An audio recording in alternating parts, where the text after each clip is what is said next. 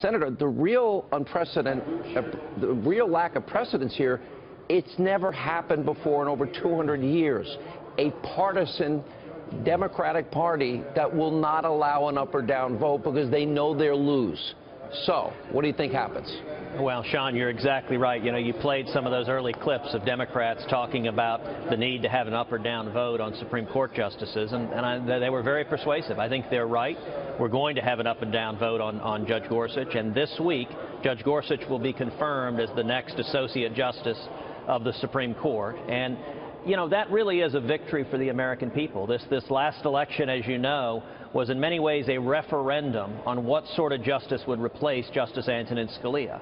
Hillary Clinton promised a liberal activist, and Donald Trump promised a principled constitutionalist like Judge Neil Gorsuch. This week, we're going to see that promise delivered upon as Judge Gorsuch gets confirmed. Well, it's funny how Schumer tries to shift the blame to the Republicans when he's doing something that's never happened, and that is he's filibustering an up or down vote, so it's really him that's doing it. All right, let me move on.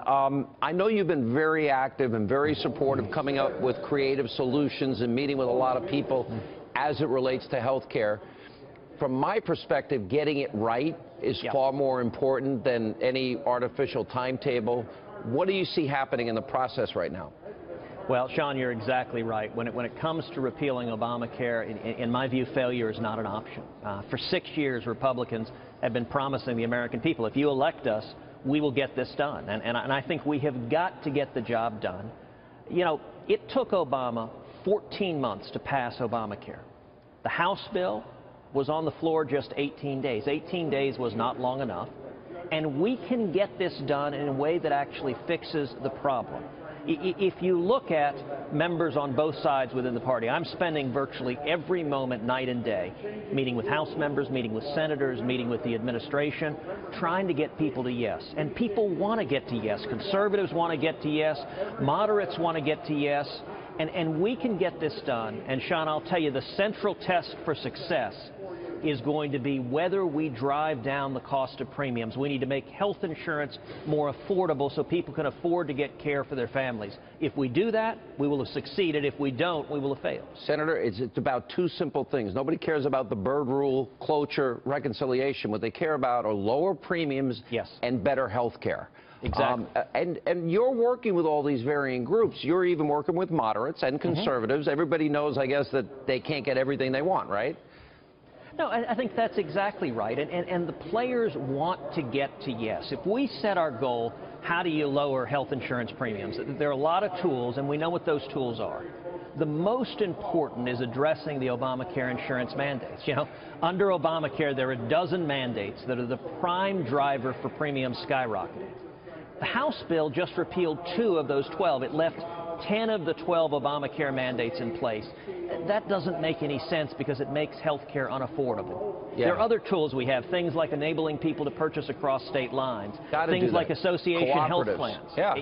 You're exactly right. Or letting people pay premiums from health savings accounts, which means you're using pre-tax dollars.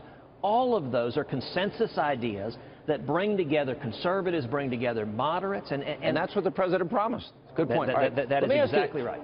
One of the things I've been hearing, you and the president are really getting along very well. I know in the last 2 weeks, 2 Ted Cruz bills were signed into law by the president.